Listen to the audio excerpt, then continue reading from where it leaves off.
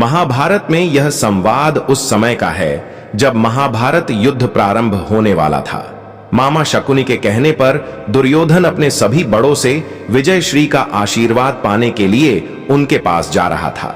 जब दुर्योधन विजयश्री का आशीर्वाद पाने की इच्छा से माता कुंती के पास पहुंचा तो माता कुंती एक कोने में बैठी महाभारत युद्ध के बारे में विचार कर रही थी। तभी उनके कानों में एक परिचित ध्वनि आई, प्रणाम छोटी मां। माता कुंती ने पलटकर देखा तो दुर्योधन हाथ जोड़े खड़ा था। तो कुंती ने कहा, आयुष्मान भव पुत्र। यह सुनकर दुर्योधन बोला, ऐ क्या छोटी मां, मैं तो आपसे विजयश्री का आशीर्वाद लेने आया था। तब कुंती मुस्कुराते हुए बोली, क्या यह आशीर्वाद तुमने अपनी माता से लिया है? पुत्र, दुर्योधन ने कहा, नहीं छोटी मां, वह आपके आशीर्वाद देने से पहले मुझे यह आशीर्वाद कभी नहीं देगी। कुंती बोली, तो क्या तुमने पितामह से यह आशीर्वाद ले लिया है? पुत्र, दुर्योधन ने कहा, वह तो मेरी सेना के प्रधान सेनापति हैं। छोटी मां, मैं इसी को उनका आशीर्वाद समझता हूं। कुंती ने पूछा, तो पुत्र, आचार्य द्रोण और कुल गुरु कृपाचार्य ने तुम्हें यह आशीर्वाद दे दिया है? दुर्योधन ने कहा, वे दोनों भी मेरी सेना के सेनापति में से ही हैं। तब कुंती ने पूछा, और विदुर से पुत्र? इस पर दुर्योधन ने कहा, वो मुझे यह आशीर्वाद कभी नहीं देंगे छोटी मां, क्योंकि वह मेरी विजय चाहते ही नहीं है।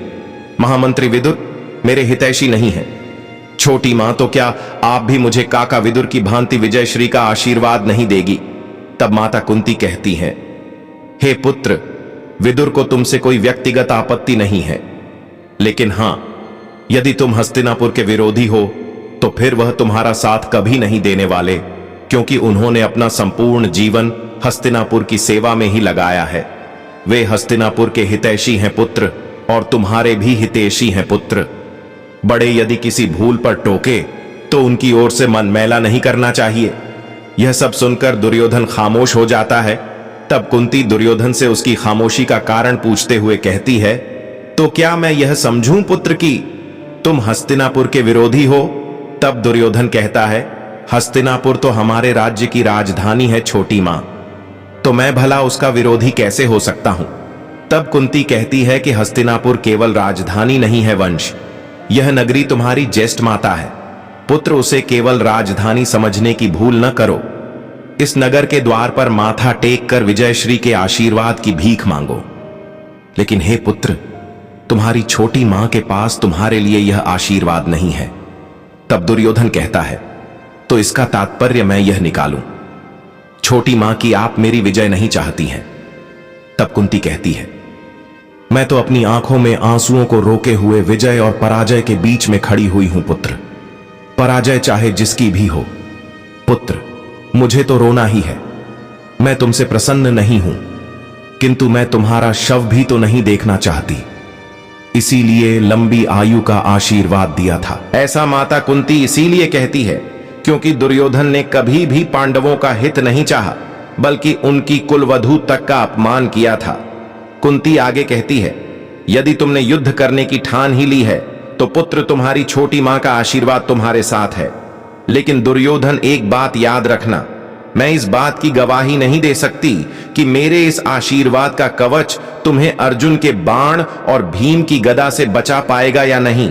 यहां कुंती ऐसा इसलिए कहती है क्योंकि एक मां भले ही अपने पुत्रों को उनकी गलती पर माफ कर दे, लेकिन एक पति अपनी पत्नी का अपमान करने वाले को कभी नहीं छोड़ेगा। यानी भीम और अर्जुन दुर्योधन के साथ युद्ध भूमि में क्या करेंगे, इसका दुर्योधन को अंदाजा भी नहीं था। मित्रों, यह छोटा सा प्रसंग हमें बहुत बड़ी सीख देता है। दुर्योधन महाभारत का सबसे बड़ा अभिमानी व्यक्ति था, फिर भी वह माता कुंती से आशीर्वाद लेने क्यों आया? क्योंकि मामा शकुनी ने उसे सबके पास आशीर्वाद के बहाने उनका मन टटोलने के लिए भेजा था कि जाओ देखो कौन तुम्हारे साथ है और कौन नहीं है।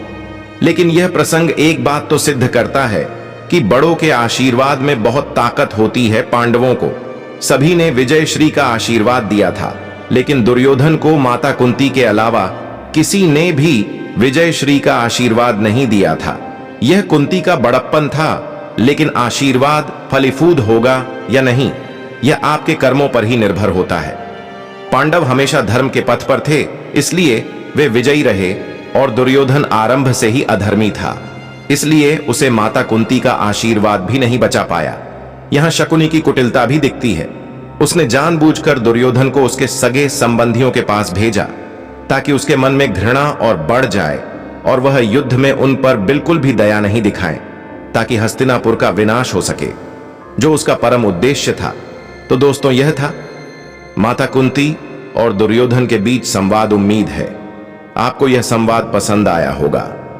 वीडियो पसंद आई हो तो वीडियो को लाइक करें, वीडियो को अपने दोस्तों और रिश्तेदारों में शेयर करें। चैनल पर अगर नए आए हैं तो चैनल को सब्सक्राइब करना ना भूलें और कमेंट बॉक्स में सच्ची श्रद्धा से जरूर लिखें।